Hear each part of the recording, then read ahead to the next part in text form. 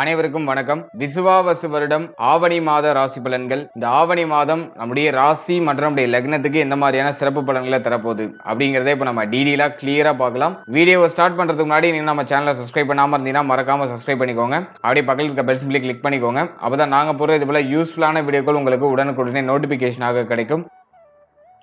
இப்போது இரண்டாவது ராசியா வரக்கூடியது ரிஷபம். ரிஷப ராசி மற்றும் ரிஷப லக்னத்தை சேர்ந்தவர்களுக்கு இந்த ஆவணி மாதம் எப்படி இருக்கு அப்படிங்கறத இப்ப நம்ம டீடெயிலா கிளியரா பார்க்கலாம். முதலாவது அந்த மாதத்துல பிளானட்டரி பொசிஷன்லாம் எப்படி இருக்கு, கிரகங்கள்லாம் எந்தெந்த இடங்கள்ல டிராவல் பண்ணிட்டு இருக்கு அப்படிங்கறத ஃபர்ஸ்ட் டீடெயிலா நம்ம அனலைஸ் பண்ணலாம். இந்த ஆவணி மாதத்தை பொறுத்த வரைக்கும் நம்முடைய ராசிக்கு இரண்டாம் இடத்துல குரு சுக்கிரன் இணைவு மாதத்தோட ஆரம்பத்துல இருக்கும். அடுத்து நம்முடைய ராசிக்கு மூன்றாம் இடத்துல புதனுடைய சஞ்சாரம். அதனை தொடர்ந்து பார்த்தோம்னா நம்முடைய ராசிக்கு நான்காம் இடத்துல சூரியன் கேதுடைய கன்ஜக்ஷன். இதுல வந்து சூரியன் வந்து ஆட்சி நிலையில இருப்பாரு. சூரியனோடு இணையக்கூடிய கேது ரெண்டும் பகை கிரகம். அதுல சூரியன் ஆட்சியாகி கேது வந்து அந்த இடத்துல கன்ஜக்ஷன் ஆகிறது என்ன மாதிரியான பலன்களை ஏற்படுத்தும் அப்படிங்கறத நம்ம அடுத்த டீடெயிலா நம்ம பார்க்கலாம். அடுத்து நம்முடைய ராசிக்கு ஐந்தாம் இடத்துல செவ்வாய், 7-12 ஒரு கிரகம் செவ்வாய், அது போயிட்டு ஐந்தாம் இடத்துல பொசிஷன் எடுத்திருக்கு. அடுத்தது ஜீவனஸ்தானம் அப்படின்னு சொல்லக்கூடிய 10ஆம் இடத்துல ராகுடைய பொசிஷன். ராகு ஜீவனத்துல டிராவல் பண்றது ஒரு வகையில சிறப்பு. 10ல ஒரு பாவி இருக்கிறது நல்லதுன்னு சொல்லியிருக்காங்க. மேலும் குரு பார்வையில சஞ்சாரம் செய்யக்கூடிய ராகு அது ஓரளவுக்கு சுபத்துவ நிலையை நமக்கு ஏற்படுத்தும். அடுத்து நம்முடைய ராசிக்கு 11ஆம் இடத்துல சனி பகவான் வக்ர நிலையில இருக்காரு. வக்ர சனி நல்லதா கெட்டதானாக்கா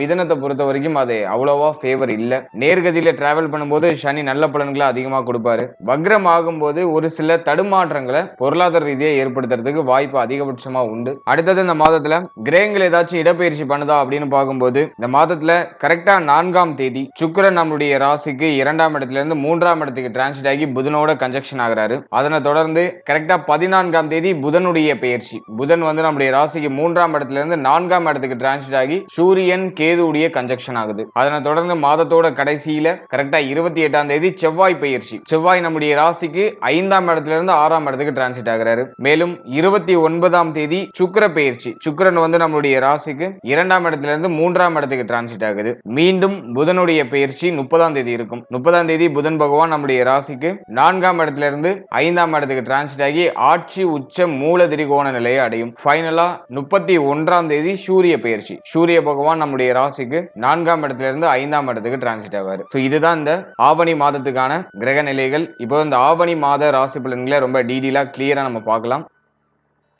முதலாவது அந்த மாதத்தை பொறுத்த வரைக்கும் நம்முடைய ராசிநாதன் சுக்கிரன் நம்முடைய ராசிக்கு 2ஆம் இடத்துல முதல் 4 நாளும் அதன் பிறகு 3ஆம் இடத்துக்கு டிரான்சிட் ஆகி புதனோட கன்ஜக்ஷன்ல ஒரு 10 நாள் அப்ராக்ஸா ஒரு 10 நாள் டிராவல் பண்ணுவாரு. இந்த காம்பினேஷனை பொறுத்த வரைக்கும் இந்த மாதத்துடைய ஆரம்பத்திலே பார்த்தோம்னா ஃபேமிலி ரிலேட்டடான யோசனை அதிகமா இருக்கும். குடும்பம் சார்ந்த சிந்தனை, குடும்பம் சார்ந்த எண்ண ஓட்டங்கள் இதெல்லாம் கொஞ்சம் அதிகமா இருக்கும். பொருளாதார ரீதியா ஒரு சில தடுமாற்றங்கள் குடும்பம் சார்ந்த வகையில ஏற்படுறதுக்கு வாய்ப்புகள் இருக்கு. குடும்பத்துல பொருளாதார தேவைகள் அதிகரிக்கும். ஃபேமிலியில கமிட்மெண்ட் அதிகரிக்கிற மாதிரி ஃபீல் ஆகும். அது ஒரு மாதிரி உங்களை ஒரு பிரஷரான ஒரு அமைப்புக்கு தள்ளும். இந்த மன அழுத்தத்தை அதிகப்படுத்தும். ஃபேமிலியால ஒரு சில மன உளைச்சல், மன அழுத்தம் அதிகரிக்கிறது. அது இந்த மாதத்துல மேக்சிமம் ரிஷபத்துக்கு இருக்க வாய்ப்புகள் அதிகம். இருப்பினும் 2ஆம் இடம் 3ஆம் இடத்துல சுக்கிரன் டிராவல் பண்றது நிறைய யோசனைகளை கொடுத்தாலும் அது ஓரளவுக்கு சுபத்துவமான மாற்றத்துக்கான அடித்தளத்தை ஏற்படுத்திடும். குடும்பத்தை பத்தி கவலைப்பட்டு நல்ல விஷயம் பண்றதுக்கு ட்ரை பண்ணுவீங்க. ஃபேமிலி மெம்பர்ஸை கொஞ்சம் சேஃப்டி பண்றதுக்கு ட்ரை பண்ணுவீங்க. தாய் தந்தையாருக்கு உதவிகரமா ஏதாச்சும் நம்ம பண்ணணும், தாய் தந்தையாரை வந்து நல்லா பார்த்துக்கணும் அப்படிங்கிற மாதிரியான எண்ண ஓட்டங்கள்லாம் அதிகரிக்கும். அடுத்த இளைய சகோதரத்துவம் மேல கொஞ்சம் பாசம் அதிகரிக்கும். இளைய சகோதரத்துவத்தால ஒரு சில ஆதாயங்கள் ஏற்படும். கடந்த காலகட்டங்களில் இது இளைய சகோதரத்துவத்தோட ஏதாச்சும் பிரச்சனை இருந்துச்சுன்னா அது இந்த மாதத்துல சரியாகும். இளைய சகோதரத்துவம் சார்ந்த வகையில ஒரு சில மகிழ்ச்சி மாற்றங்கள்லாம் ஏற்படுறதுக்கு அதிகபட்சமா வாய்ப்பு உண்டு. அதே மாதிரி இளைய சகோதரத்துவம் சார்ந்த எண்ணங்களும் இந்த மாதத்துல கொஞ்சம் அதிகமா இருக்கும். அஷ்டமாதிபதியா வரக்கூடிய குரு பகவான் நம்முடைய ராசிக்கு 2ஆம் இடத்துல இருக்கிறதுனால குடும்பத்துல அதிகமா வாக்குவாதம் இருக்கிறதுக்குலாம் வாய்ப்பு உண்டு. ஃபேமிலி மெம்பர்ஸோட ஒத்து போகல, யாரு கூடயும் எனக்கு செட் ஆகல அப்படிங்கிற மாதிரியான ஒரு சிச்சுவேஷனை இந்த அஷ்டமாதிபதி 2ல இருக்கும்போது ஏற்படுத்தும். அதுல பேச்சு வார்த்தைகள்ல ரொம்ப கவனமா இருக்கணும். அவசரப்பட்டு வார்த்தையில விட்டு பிறகு மாட்டிக்கிறதுக்குலாம் வாய்ப்பு உண்டு. அதுல வார்த்தைகள்ல ரொம்ப நிதானமா டிராவல் பண்றது நல்ல ஒரு பலன்களை பெற்றுக் கொடுக்கும். நிறைய பேர் ஃபேமிலியை விட்டு பிரிஞ்சு இருக்கிறதுலாம் வாய்ப்பு உண்டு. குடும்பத்தை விட்டு வெளியூர், வெளி மாநிலம், கல்வி நிமித்தமாகவோ, தொழில் நிமித்தமாகவோ அல்லது உத்தியோக நிமித்தமாகவோ வெளியிடங்கள்ல டிராவல் பண்ணிட்டு இருக்கிறதுக்கு வாய்ப்புகள் இருக்கு. நிறைய பேர் ஃபேமிலி எல்லாம் மிஸ் பண்ணுவாங்க. சோ அந்த மாதிரியான அமைப்புகளும் இந்த நேரத்துல கிரியேட் ஆகுது. அதுக்கான பாசிபிலிட்டி அதிகமா உண்டு. இந்த மாதத்தை பொறுத்த வரைக்கும் சிந்தனை ஓட்டம் கொஞ்சம் வேகமா இருக்கும். நிறைய யோசிப்போம். அது பண்ணலாமா, இது பண்ணலாமா, இப்படி பண்ணலாமா, அப்படி பண்ணலாமான்னு சொல்லிட்டு புதிய விஷயங்கள், புதிய முயற்சிகள் ஏதாச்சும் ட்ரை பண்றதுக்கு முயற்சி பண்ணுவோம். சுக்கிரன் 3ஆம் இடத்துல இருக்கிறதுனால அந்த புதிய முயற்சிகள் வெற்றியை கொடுக்கும். ஒரு விஷயம் யோசிக்கிறீங்கன்னா அதை செயல்படுத்தி அதில் வெற்றி அடைகிறதுக்கு இந்த மாதம் உங்களுக்கு ஒரு நல்ல ஒரு வழிகாட்டுதலை ஏற்படுத்தி கொடுக்கும். ஒரு அடித்தளத்தை கிரியேட் பண்ணி கொடுக்கும். அது இந்த மாதத்துல நமக்கு இருக்கிற ஒரு பெரிய பாசிட்டிவான விஷயம். அடுத்து 4ஆம் இடத்துல சூரியன் கேது உடைய கன்ஜக்ஷன். பொதுவா 4ல கேது இருக்கிறது அர்த்தாஷ்டம கேதுன்னு சொல்லுவோம். அதுல இப்ப சூரியன் வந்து ஆட்சி நிலையில இருக்காரு. பொதுவா 4ஆம் இடத்துல பாவ கிரகங்களை அதிகமா ஆக்குபை பண்ணும்போது என்ன நடக்குது அப்படின்னு பார்த்தோம்னா, மன ரீதியான தாக்கங்களை அதிகமா கொடுக்குது. மன உளைச்சலை அதிகப்படுத்துது. மனசுல ஒரு நிம்மதி இல்ல. மனசு வந்து ஏதோ ஒரு விஷயத்தை தேடிக்கிட்டே இருக்கு, ஆனா அது கிடைக்க மாட்டேங்குது. ஒரு விஷயம் யோசிக்கிறோம், அது நிறைய தடை தாமதத்தை சந்திக்குது. ஒரு விஷயம் செயல்படுத்தணும்னு நினைக்கிறோம், அது நிறைய தடை தாமதத்தை சந்திக்குது. மன ரீதியான தாக்கங்களை இந்த 4ஆம் இடத்துல இருக்க பாவ கிரகங்கள் டிஃபால்ட்டா அதிகரிக்கும். எனவே இந்த மாதத்தை பொறுத்த வரைக்கும் ஓவரா திங்க் பண்ணி மனசை ரொம்ப காயப்படுத்திக்க வேண்டாம். இந்த நேரத்துல மன ஆரோக்கியத்துக்கு அதிகமான முக்கியத்துவம் கொடுக்கணும். அடுத்த ஹெல்த், உஷ்ண கிரகம் அப்படின்னு சொல்லக்கூடிய சூரியனும் ஞான கிரகம் அப்படின்னு சொல்லக்கூடிய கேதுவும் கன்ஜக்ஷன் ஆகும்போது ஹெல்த் ரீதியா ஏதாச்சும் ட்ரபிள கொடுக்கறதுக்கு அதிகபட்சமா வாய்ப்பு உண்டு. குறிப்பா உஷ்ணாதிக்கம் சம்பந்தமான பிணிகள் உடல் ஆரோக்கியத்துல ஏற்படுறதுக்கு வாய்ப்புகள் அதிகபட்சமா உண்டு. அதனால ஹெல்த் ரீதியா ரொம்ப கேர்ஃபுல்லா இருக்கணும். உஷ்ணத்தை தணிக்கக்கூடிய உணவுப் பொருட்கள், உஷ்ணத்தை தணிக்கக்கூடிய அந்த நீர் ஆகாரங்கள் அதெல்லாம் அதிகமா எடுத்துக்கிறது ரொம்ப நல்லது. இந்த மாதத்துல கரெக்டா வாரம் எண்ணெய் தேய்ச்சி குளிக்கிறது ரொம்ப நல்லது. ஏன்னா இந்த நேரத்துல உடல் உஷ்ணம் அதிகரிக்கிறதுக்கு அதிகபட்சமா வாய்ப்பு உண்டு. அதனால உடல் உஷ்ணத்தால ஏற்படக்கூடிய பிரச்சனைகள் ஏதாச்சும் வரதுக்கு வாய்ப்புகள் அதிகபட்சம் உண்டு. குறிப்பா நேத்திரம், கண் சம்பந்தமான விஷயங்களை ரொம்ப கவனமா இருக்கணும். கண்ணுல ஹீட்டால வரக்கூடிய அந்த கண் கட்டி அல்லது கண் சம்பந்தமான விஷயங்கள எரிச்சல் ஏதாச்சும் ஏற்படுறது, இப்படி கண் சார்ந்த வகையில் ஏதாச்சும் பிரச்சனைகள் வரதுக்கு வாய்ப்பு இருக்கு. அதுல ரொம்ப கேர்ஃபுல்லா இருந்துக்கணும். அடுத்தது வயிறு சம்பந்தமான பிரச்சனைகள். இந்த நேரத்துல கொஞ்சம் இந்த டிப்ரெஷன் ஸ்டேட் அப்படின்னு சொல்லக்கூடியது கொஞ்சம் அதிகமா இருக்கிறதுக்கு வாய்ப்பு இருக்கு. அதனால வந்து இந்த நேரத்துல இந்த கழிவு நீக்க உறுப்புகள், இந்த செரிமான பிரச்சனை இதெல்லாம் டிஃபால்ட்டா ஏற்படுறதுக்கு வாய்ப்பு இருக்கு. அதனால நல்ல ஒரு உணவு, எளிமையா செரிமானமாகக்கூடிய உணவு அதெல்லாம் கொஞ்சம் அதிகமா இன்டேக் எடுத்துக்கிறது ரொம்ப நல்லது. அடுத்து 4ஆம் இடம் அப்படிங்கிறது தாயார் ஸ்தானம் சொல்லுவோம். தாயார் சம்பந்தமான விஷயங்கள்ல நிறைய முரண்பாடுகள் ஏற்படுறதுக்கு வாய்ப்பு இருக்கு. தாயாரோட நிறைய கருத்து போராட்டம் அல்லது தாயாருக்கு உடல் ஆரோக்கிய ரீதியா ஏதாச்சும் பிரச்சனை வருது, தாயார் சார்ந்த வகையில் ஏதாச்சும் வருத்தங்கள் ஏற்படுறது, தாயாரோட எனக்கு ஒத்து போக மாட்டேங்குது, அடிக்கடி கருத்து போராட்டம் ஏற்படுது அப்படிங்கிற மாதிரியான ஒரு சுச்சுவேஷனை இந்த கிரக அமைப்பு ஏற்படுத்த வாய்ப்புகள் அதிகபட்சமா உண்டு. அதனால தாய் சம்பந்தமான விஷயங்களை ரொம்ப கவனமா இருக்கணும். அவருடைய உடல் ஆரோக்கியம், அவருடைய உறவு நிலை, அவருடைய மன ஆரோக்கியம் இதுல எல்லாம் கொஞ்சம் நம்ம கவனமா செயல்படுறது நல்ல பலன் பெற்றுக் கொடுக்கும். அடுத்தது கல்வி சம்பந்தப்பட்ட விஷயங்களையும் இந்த 4ஆம் இடம் தான் குறிக்கும். இதுல வந்து கேது சூரியன் எல்லாம் இணையும் போது வந்து பார்த்தோம்னா படிக்கிறதுக்கு ஆசை இருக்கும், ஆனா அதை செயல்படுத்துறதுக்கு மனசு வராது. படிப்பு சம்பந்தமான விஷயங்கள்ல ஏதோ ஒரு மாதிரி சோம்பேறித்தனம் நம்மளை எட்டி பார்க்குற மாதிரி இருக்கும். படிக்கணுங்கிற எண்ணம் வரும், ஆனா அதை செயல்படுத்துறதுல ஒரு சிரமங்களை மாணவ மாணவிகள் சந்திக்கிறதுக்கு வாய்ப்பு உண்டு. அதுல மாணவ மாணவிகள் இந்த நேரத்தை பொறுத்த வரைக்கும் படிப்புல கொஞ்சம் கவனமா இருக்கிறது ரொம்ப நல்லது. அது இந்த மாதத்துல சூரியன் ஆட்சியா இருக்கிறதுனால மேக்சிமம் அப்படியே நகர்த்திட்டு போயிடுவாங்க. ஆனா 4ஆம் இடத்துல கேது இருக்கிறதுனால எல்லாத்தையும் கொஞ்சம் மந்தப்படுத்துவாரு. படிக்கிறது மேல ஏதோ ஒரு மாதிரியான எரிச்சலான ஒரு மனநிலை கிரியேட் பண்றதுக்கு வாய்ப்பு உண்டு. நிறைய பேர் வந்து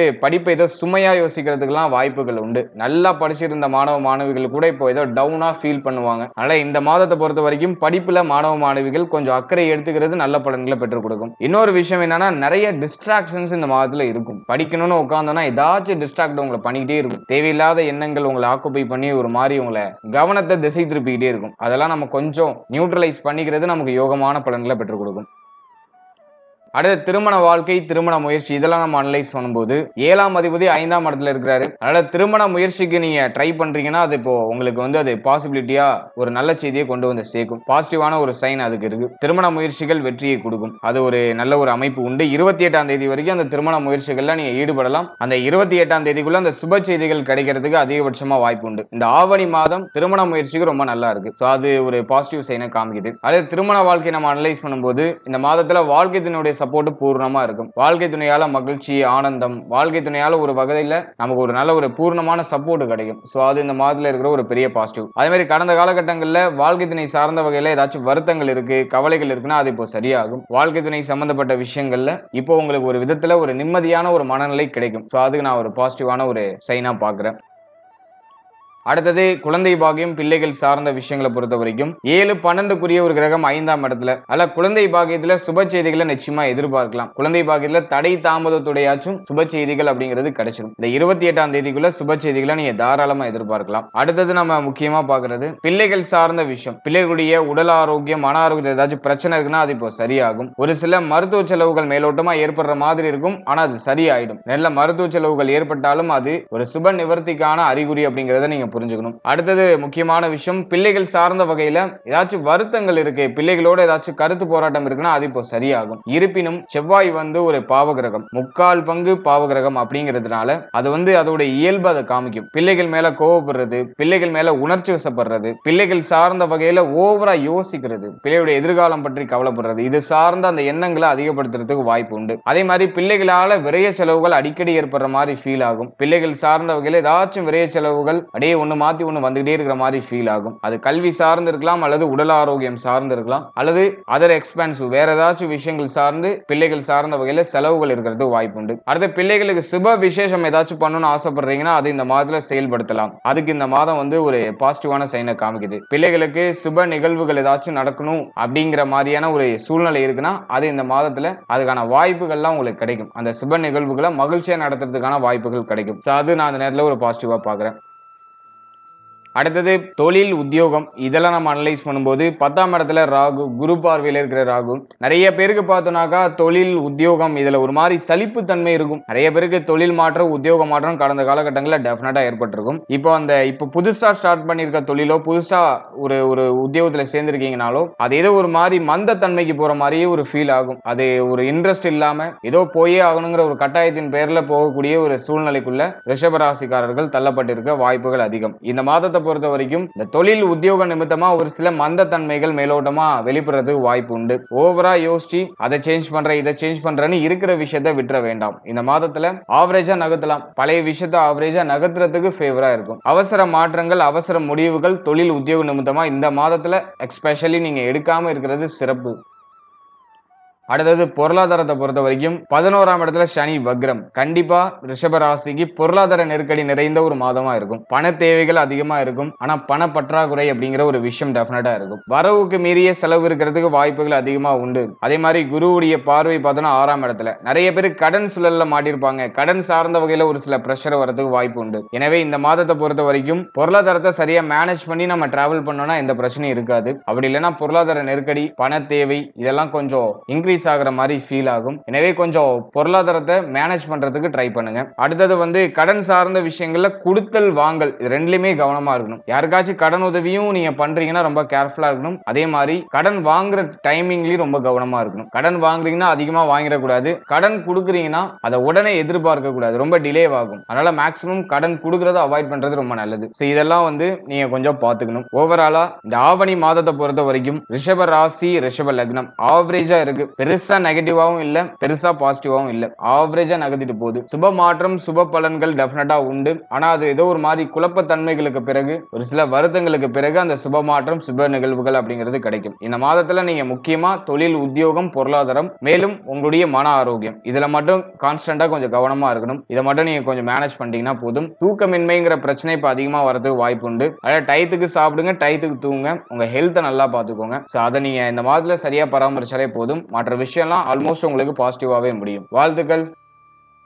இப்போ நீங்க இது வரைக்கும் பார்த்தது ஒரு பொதுவான கோச்சார பலன். மாத கிரகங்களுடைய சஞ்சாரத்தின் அடிப்படையில இந்த பொது பலன் அப்படிங்கிறது கணிக்கப்பட்டிருக்கு. இது உங்களுடைய ஜனனகால ஜாதகத்தில் இருக்கக்கூடிய கிரக அமைப்புகள், உங்க ஜனனகால ஜாதகத்தில் இருக்கக்கூடிய யோக அமைப்புகள், மேலும் உங்களுக்கு நடக்கக்கூடிய தசா புக்தி, இதன் அடிப்படையில இந்த பலன்கள் நிறைய பேருக்கு ஒரு சில ஏற்றத்தாழ்வுகளையும் மாற்றங்களையும் சந்திக்கிறதுக்கு வாய்ப்புகள் அதிகபட்சமா உண்டு. முக்கியமா உங்களுக்கு ஒரு யோக தசை நடக்குதுன்னா கோச்சார ரீதியா நடக்கக்கூடிய நெகட்டிவான இன்ஃபுளுன்ஸ்ல நீங்க மேக்சிமம் ப்ரொடெக்டடா போயிடுவீங்க. பிரச்சனைகள் எதுவும் சந்திக்காம நியூட்ரலா நகர்ந்துருவீங்க. அதுவே அவயோக தசை நடக்குதுன்னா இந்த கோச்சார ரீதியா இருக்கக்கூடிய அந்த நெகட்டிவான இன்ஃப்ளூயன்ஸ் கொஞ்சம் அதிகமா இருக்கிறதுக்கு வாய்ப்பு உண்டு. யோகமான தசை நடக்கிறவங்களுக்கு இந்த பாதிப்புகள் மேக்ஸிமம் இருக்காது, பிரச்சனைகள் அதிகபட்சமா இருக்காது. சின்ன சின்ன நெருக்கடிகள் வரும், அது உடனே சரியாயிடும். ஆனா அவயோக தசை நடக்கிறவங்க ரொம்ப கேர்ஃபுல்லா இருக்கணும். எனவே சப்ஜெக்டும் உங்களுடைய ஜனனகால ஜாதகத்துல என்ன தசை நடக்குது, உங்களுக்கு பிளானட்டரி பொசிஷன்லாம் உங்களுடைய ஜாதகத்துல எப்படி இருக்கு, அதை பொறுத்து உங்களுடைய இந்த கோச்சார பலன்களை நீங்க சூப்பர் கம்போஸ் பண்ணி பார்க்கணும். ஜஸ்ட் நீங்க உங்களுடைய ஜனனகால ஜாதகத்துல என்ன தசா புக்தி நடக்குது அப்படிங்கறத உங்களுடைய குடும்ப ஜோதிடத்தை ஒரு வாட்டி கொடுத்து அனலைஸ் பண்ணி அது நல்லதா கெட்டதாங்கிறத மட்டும் அனலைஸ் பண்ணி வச்சுக்கோங்க.